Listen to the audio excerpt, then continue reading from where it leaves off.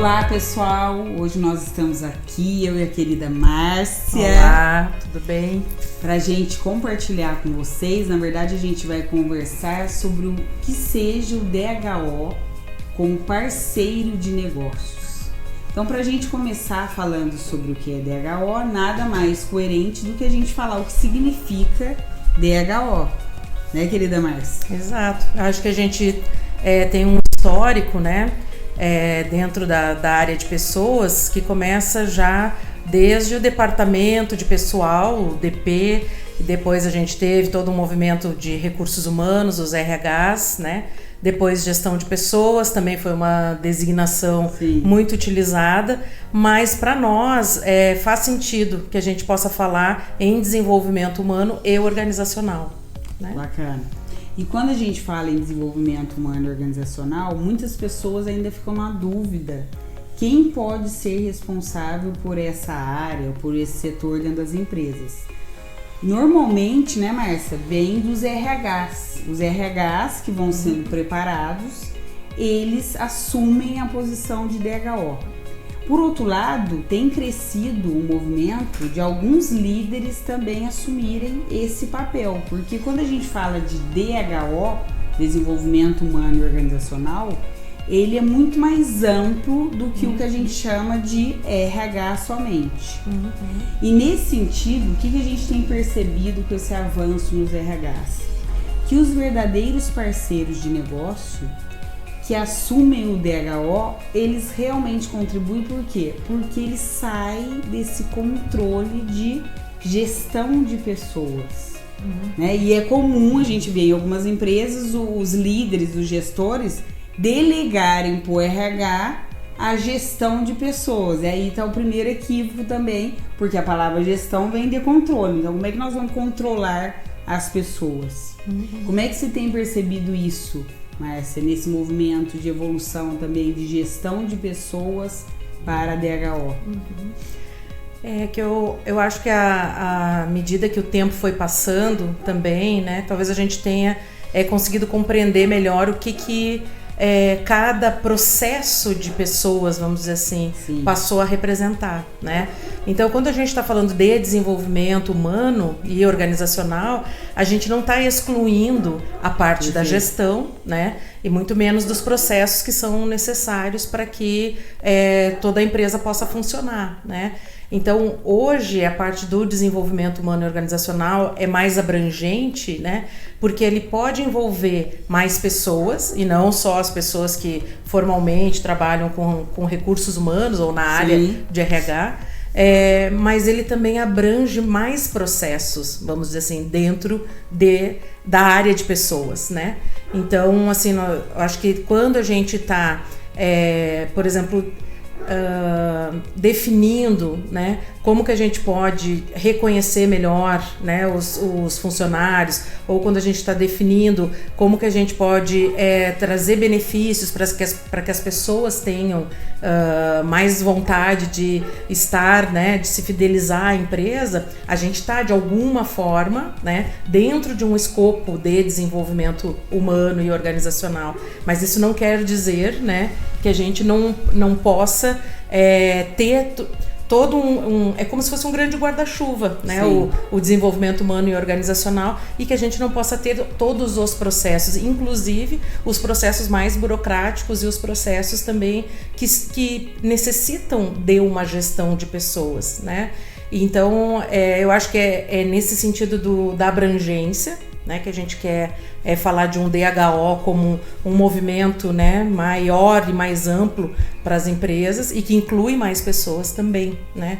E também no sentido do movimento que se amplia, né? E de um conceito também, né? Que a gente pode, então, perceber que a importância disso dentro das organizações. E foi bacana você trazer isso, porque às vezes as pessoas perguntam, né, nas mentorias, nos processos que a gente faz de DHO, de estruturação, qual que é a combinação mais adequada? Isso que você trouxe é vital, porque nós temos uma questão assim, que o DHO, a pessoa que assume a posição de DHO na empresa, ela é guardiã dos valores organizacionais, Perfeito. Que vai tocar depois a cultura. Perfeito. E está totalmente conectado com a direção do negócio, ao mesmo tempo que cria as condições necessárias, que são esses processos que a Márcia está trazendo, que são chave também para o funcionamento organizacional. Então, tem um equívoco às vezes, que o DHO ele foca só a questão de desenvolvimento. Perfeito. E não é possível ter um desenvolvimento adequado para aquele sistema organizacional, para aquela cultura, se a gente não combinar essas condições com a potência das pessoas alinhada aos valores organizacionais. Então, essa é uma temática que, ao mesmo tempo que as pessoas têm falado, né, Márcia? Mas é muito novo para o mundo organizacional, porque é uma visão, como você trouxe, maior, mais grandiosa. E toca algo que é um processo chave dentro de DHO, que é a educação continuada. Então, por exemplo, normalmente os RHs, eles estruturam planos de treinamento. E até às vezes a gente já mediu quantas vezes horas de treinamento por homem. Que muitas vezes não quer dizer nada, a gente sabe. A quantidade de horas, né? Qual que é... Focado nos indicadores. Focado nos indicadores, mas assim, qual que é a efetividade disso? E a educação continuada, ela combina isso. Ela vai olhar a direção do negócio, as necessidades individuais e coletivas e vai transformar num contínuo de educação, que aí pode ter, de acordo com a direção do negócio, do segmento inclusive, várias facetas que compõem e dão a estrutura para que esse desenvolvimento humano e organizacional aconteça. Eu acho que tem um ponto importante aqui, é que o DHO ele está sempre focado na parte mais estratégica. Na verdade, é uma visão mais ampla porque é uma visão mais estratégica, né? E quando a gente coloca esse enfoque, então a gente sai um pouco daquilo que é processo ou daquilo que são sistemas, né, dentro dessa área de pessoas, como eu falo, porque Sim. a gente pode chamar, as empresas chamam de diversas formas ainda, Sim. mas assim, na perspectiva, né, que a gente tem conversado, o desenvolvimento humano e organizacional, ele tem essa abrangência maior por ser estratégico para a organização e por isso toca nos valores, né, na cultura e nos valores dessa organização, né? E considerando isso, a gente já desdobra imediatamente para a questão da educação, né? Uhum. É como se fosse um grande escopo de educação dentro da organização, Sim. né? Para que a gente então possa fazer aquele plano, vamos dizer assim, né, de desenvolvimento de uma pessoa desde a entrada dela na empresa até o momento que ela for sair.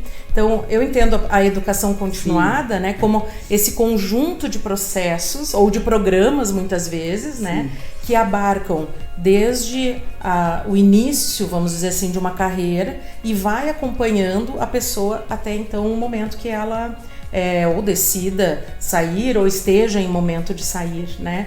E uma educação continuada que possa também trazer os elementos necessários, né, para que a pessoa esteja engajada com a sua organização e que os valores então estejam ali representados e reforçados, né, para que então se possa ter no conjunto, né, das diretrizes e das estratégias de pessoas, né, tudo que a gente necessita para que se tenha os resultados.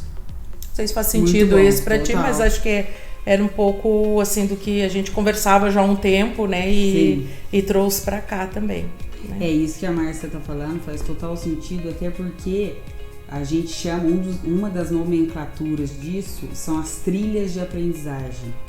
E quando a gente toca nas trilhas de aprendizagem, né, Márcia, é comum a gente ver também os DHOs que não olham para si, né, as pessoas responsáveis. Então, uma premissa para você que tem a intenção de se preparar para ser um DHO ou um parceiro de negócio, é investir tempo e energia continuamente no seu próprio autodesenvolvimento. Isso é a base para quê? Para que contribua também com essa expansão da consciência do negócio. Porque o DHO, que é parceiro de negócio, ele contribui para essa ampliação da consciência do negócio. Mas é impossível que isso aconteça quando a pessoa não tem esse autocompromisso de continuamente. E aí tem vários caminhos, né? Cada um vai escolher o que faz mais sentido para si. Mas de olhar para si e também poder contribuir de uma maneira mais imparcial com os processos internos de desenvolvimento.